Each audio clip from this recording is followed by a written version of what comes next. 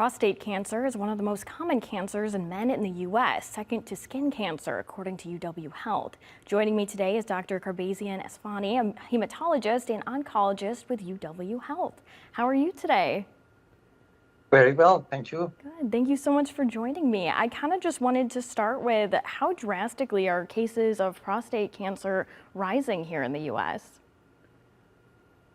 Well, unfortunately, the cases of prostate cancer is rising significantly in the United States after we have experienced a period of decline. The sharp upturn in the incidence has been significant, and it has been approximated about 3% annually. So it requires lots of attention from the public health, and mortality especially is improving, however, when it comes to the advanced cases of the prostate cancer. And the increase in the advanced cases, however, is increasing. So we need to pay special attention to prostate cancer, especially when it comes to the incidence, when it comes to the diagnosis and the early management of the treatment. Yeah. What could be contributing to this rise in cases?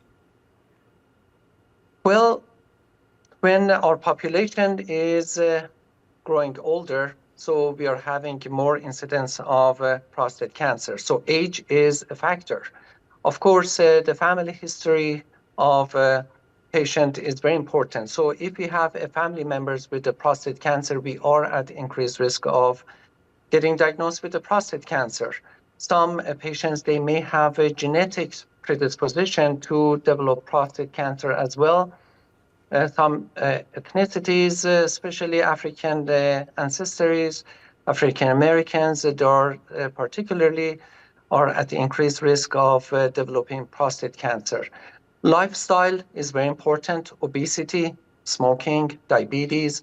So all comes to the diagnosis of prostate cancer, makes us vigilant to get into this route sooner than later. Yeah, and I wanted to ask you about symptoms. I mean, what are kind of things, what are signs that people should look for? Well, the symptoms will be dependent on when we diagnose patients with the prostate cancers.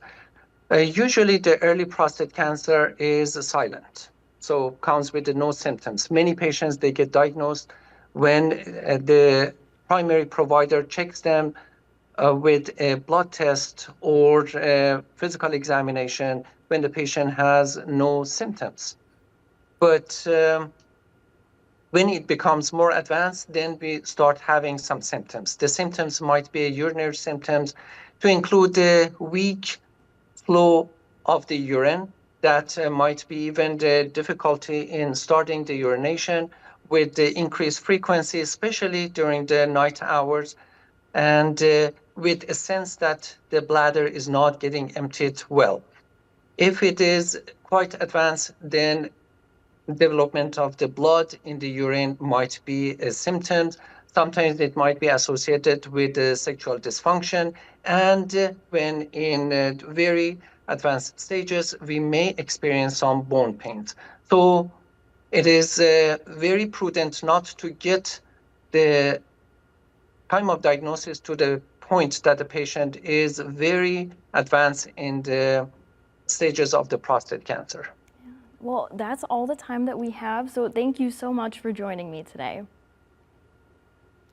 Thank you.